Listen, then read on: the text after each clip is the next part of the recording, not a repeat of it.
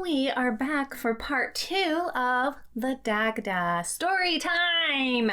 This is one of my favorite parts of exploring these mythological figures and pantheons, as you can talk about their origins, what they are, gods over, and all those things, but you really kind of get the core of who they are by their stories. So first, the meeting at the river.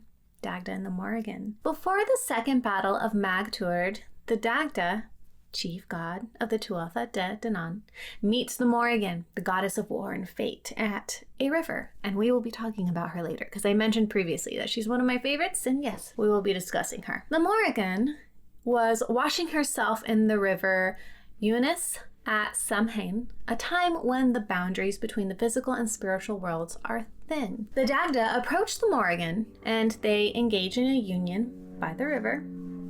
This union is significant as it symbolizes the joining of life and death, because the Morrigan is over death.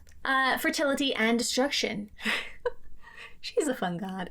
The Morrigan, in her role as a sovereignty goddess, represents the land and its fertility, while the Dagda, with his powers of abundance and sustenance, complements her. After their union, the Morrigan promised to aid the Tuatha Dé Danann in the upcoming battle against their enemies, the Fomorians. She offers her support and uses her powers to prophesy the outcome of the battle.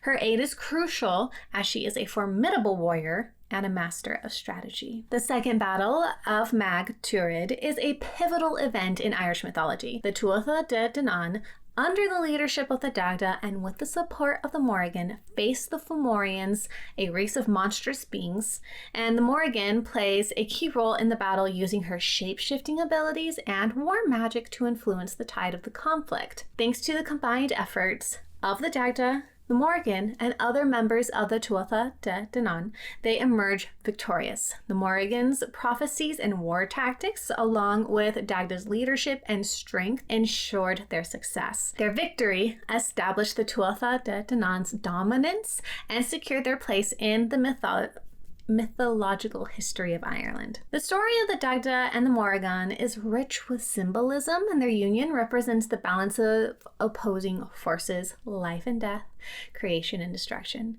that are essential to the natural order. The Morrigan's role as a sovereignty goddess and the Dagda's role as a fertility god highlight the interconnectedness of their domains, and it's really cool seeing this. Even though he has a lover, whatever. Things were different back then, I guess. I don't know. Or culture. I'm not sure. But regardless, it's really cool that they were balancing each other in this event. And unlike in Greek mythology, the woman's doing all the work and the man's getting all the credit. Like, they were both important. You needed both of them to win this war. And this tale emphasizes the importance of alliances and partnerships in overcoming challenges. The Dagda and the Morrigan, despite their distinct domains and personalities, come together to achieve a common goal. Their story has been passed down through generations, reflecting the enduring power of their myth. And it's just cool. Dagda's harp. And we mentioned in our previous video that there is a movie called Dagda's harp. But this is like a story from ancient times, or an original story. Maybe, I don't know. You understand what I'm trying to say. In ancient times, the Dagda possessed a magical harp that had the power to control the seasons and the weather. This harp was not only an instrument of great beauty, but also a powerful tool that could bring harmony to the natural world. During a time of conflict, the Dagda's harp was stolen by the Fomorians. Natural enemies, I guess. The monstrous beings who could not get along with the Tuatha Dé Danann. Try again. Rewind. Still couldn't do it. The Fomorians took the harp to their stronghold, hoping to weaken the Dagda and the Tuatha Dé Danann by depriving them of this magic. Determined to retrieve his harp, the Dagda set out on a quest with his companion Lugh and Ogma. They traveled to the Fomorian stronghold, facing numerous challenges and dangers along the way.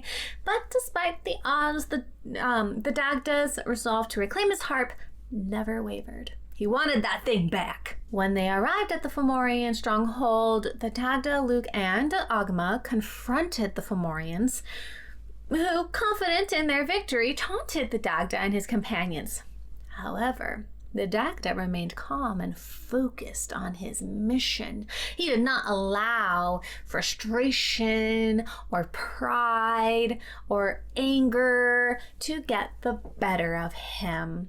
And even though this sometimes is something that other heroes and gods have taken on and they still triumph, it's kind of cool to see someone who's just calm and collected. He's so different and I appreciate that. The Dagda called out to his harp by name. In response, the harp magically flew to him, evading the grasp of the Fomorians. As the harp reached the Dagda, he began to play it, unleashing its powerful music. The Dagda played 3 enchanting tunes on the harp. Can you guess what happened? First, the music of tears. This mournful tune brought all who heard it to tears, evoking deep sorrow and lamentation. So this harp did not only have power over nature and weather and the seasons, but over people's hearts. The music of mirth was second. This joyful tune filled the listeners with laughter and happiness, lifting their spirits and banishing any sadness, including, I guess, what the music of tears did. Last, he played the music of sleep. The soothing tune lulled everyone into a deep and peaceful slumber, rendering the Fomorians, I want to put an R in front of the M and it doesn't exist, defenseless. No blood was shed. He's the ultimate bard. I just realized the Dagda is a bard. Maybe my husband will enjoy him, because his mains are bard and rogue, though he usually uses the bard's abilities to act more roguish, though I do see him using it in this way also, so that he doesn't have to necessarily combat. Anyway, I'm going off on a tangent because my husband and I are deeply involved in D&D, and how, mythology and pantheon is all very reminiscent, or I guess D&D, because D&D came after, is very reminiscent of all these things, and it's a lot of fun. Okay, we're going on with the story. Sorry. With the Fomorians fast asleep, the Dagda, is it Lou or Lug? I think the GH is, or is it Louv? It might be Louv. I'm trying to remember how to say the GH. Okay. And Agma seized the opportunity to escape with the harp. Kind of like Mickey, Goofy, and Donald Duck in the Jack and the Beanstalk one, where they put the giant, I think they put the giant to sleep and then they run away. Anyway, they made their way back to the Tuatha Dé Danann, triumphantly returning the magical instrument to its rightful place. The story of the Dagda's harp underscores the god's deep connection to music and its power over the natural world, including people. I guess they weren't really people, they were monster people, but individuals. The harp symbolizes harmony, balance, and the ability to influence emotions and the environment. And music is so powerful, honestly. I write to music because if I need to feel a certain way that I am not feeling in order to get the action across, no matter what it is, I will put music on and it's just wonderful. And sometimes I'll just put it on and see what happens, and that is a lot of fun too. So if you're a writer, there's an exercise to try out. Our next story, the Dagda and Brú na Bown, which is where he lives. The story of the Dagda and Brú na Bown, Newgrange, which I might just start calling it because I'm not confident in my pronunciation of the Irish word, but it is a fascinating tale that intertwines themes of love, magic, and time. Chromomancy. Here's the story. Newgrange is an ancient and sacred site in Ireland. It is a large prehistoric monument, a passage tomb that dates back to around 3200 BCE. I'm going to see if I can find where this is, because we're going to Ireland. In Irish mythology, Newgrange is associated with the Tuatha Dé Danann, particularly with the Dagda and his family. Bown, the goddess of the river Boyn, was married to Necton. However, she and the Dagda, the chief god, fell in love. Their affair resulted in Bown becoming pregnant. They were going to try to hide it. Can't. Or, well, they're going to try to hide their union and ensure the safe birth of their child. The Dagda used his magical powers to manipulate time. So not only is he a god with all of the things we have discussed, but he has time under his belt also. The Dagda caused the sun to stand still for 9 months.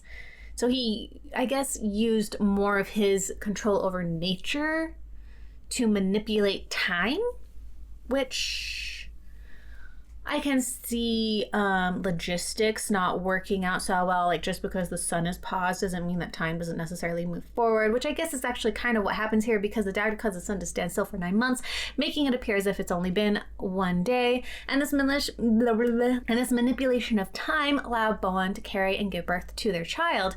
How no one noticed that the day was like infinitely longer than it was supposed to be? I don't know. But this manipulation of time allowed Bown to carry and give birth to their child, Angus, within what seems like just 1 day. Angus, also known as Angus Og, or Angus the Young. So Angus, A-E. I'm trying to remember what that is. But anyway, he was born with the qualities of youth, beauty, and poetic inspiration. So he's also a bard. Bown became Angus's residence. According to the myth, the Dagda gave Angus the residence at Bown by tricking him. When Angus asked for a place to live, the Dagda promised him the residence for a day and a night. However, Angus cleverly interpreted this to mean eternity, as every day is followed by a night. Thus, Angus claimed Bown as his own. Clever guy. The story highlights the Dagda's magical abilities, particularly his control over time using nature, and it also underscores the importance of Bown as a sacred site in Irish mythology. The take of the Dagda and Bowen's affair and the birth of Angus is a testament to the complexities of love and the lengths to which the gods would go to protect their loved ones. Newgrange remains one of the most important archaeological and mythological sites in Ireland. The story of the Dagda, Bown, and Angus continue to captivate those interested in Celtic mythology, preserving the legacy of these ancient gods and their timeless narratives. Now, we're going to be talking about his cauldron. So we've featured the harp, magic over nature and time via nature, and now the cauldron gets a turn. So, the story of the Dagda's Cauldron of Plenty, also known as the or the Undri Cauldron, is a fascinating tale that highlights the Dagda's role as a provider of abundance and sustenance. The Undri Cauldron is one of the Dagda's most iconic magical items. We've talked about it so much. It has the ability to produce an endless supply of food, in case you didn't see the previous video, ensuring that no one who drinks from it will ever go hungry. This cauldron symbolizes abundance, generosity, and the Dagda's role as a god of fertility and agriculture. The story of the Dagda's Cauldron of Plenty is prominently featured in the events leading up to and during the Second Battle of Moytura.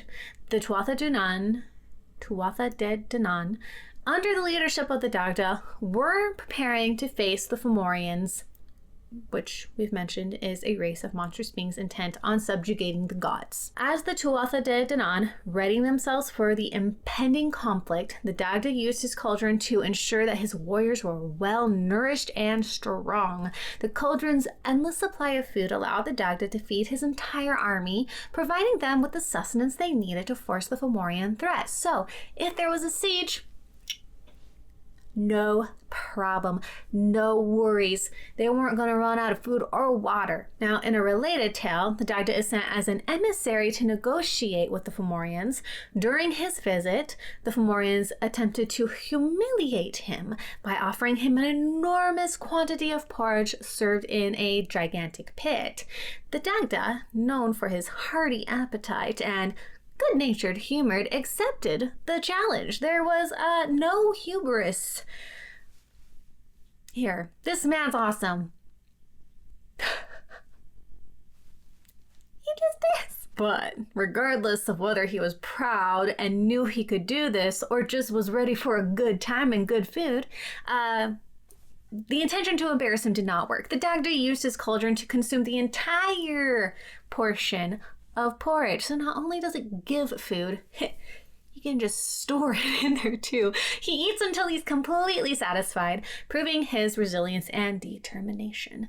This episode showcases the Dagda's resourcefulness and his connection to abundance and nourishment. With the help of the Dagda's cauldron of plenty, the Tuatha Dé Danann emerged victorious in the Second Battle of Moytura.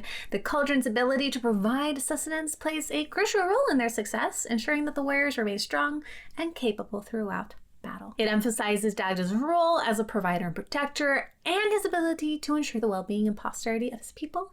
It also highlights themes of abundance, generosity, and the importance of nourishment, both physical and spiritual. And this is a constant theme with this god, and it is cool. I like it. Our final story, the Dagda's Trickery. It is a fascinating tale from Irish mythology, one of the most famous stories of trickery in Celtic lore. Involves a conflict with the Fomorians. They just keep popping up. And the Tuatha Dé Danann. They were at war, as we have talked about in all of these other stories. Like, Dagda's stories kind of circle this conflict a lot. But anyway, Dagda was sent to spy on the Fomorians. Disguised as a common man, the Dagda approached the Fomorian camp. To gather intelligence, he allowed himself to be captured and brought before the Fomorian king, Balor. Balor, recognizing the Dagda's reputation for insatiable appetite, decided to humiliate him by offering a seemingly impossible amount of food to consume. Again, he commanded his cooks to prepare an enormous cauldron of porridge. This is the same story. Okay, now, there's a little bit more to this story. So, in some versions, the Dagda was actually disguised as a common man, but he was recognized by the Fomorian king Balor. They try to humiliate him by forcing him to eat a whole bunch of porridge. Balor commands his cooks to prepare this enormous food, enough to feed several giants, which is kind of what they are. And then, of course, to everyone's surprise, Dagda accepts, he eats, he devours it, and with one last trick up his sleeve, Dagda finishes the meal. He uses his magical abilities to put the Fomorian camp into a deep sleep, and while they're incapacitated, the Dagda quietly slips away, returning to his people with valuable information about the Fomorian plans. And this is kind of a combination of a couple of the tales when you just take the porridge story plus the harp story and kind of combine it, but there's no harp in this. But anyway, those are our stories. Lots of fun, cool character in this really fascinating pantheon. I hope people actually are interested in the Celtic pantheon, because I just think it's super cool, and not just because of my ancestry and my desire, obviously, to kind of connect with my cultural background that is not a super huge part of my life now, because obviously I live in America and you kind of get disconnected from that. But this is really cool for me, knowing that my ancestors believed in these stories and were a part of this. It's just cool on a personal level, and as a storyteller, it's also really neat. So anyway, I hope you had fun. I hope you enjoyed the stories. I hope you're looking forward to more. We will be exploring other Celtic gods in our next video, and I hope to see you there. If you are enjoying these, just make sure that you have the chance to come back. You don't forget us over here, or me, because I am a one-person rodeo show. Anyway, be kind, be cool. I love you all. Thanks for being here, and I'll see you in the next one. Bye.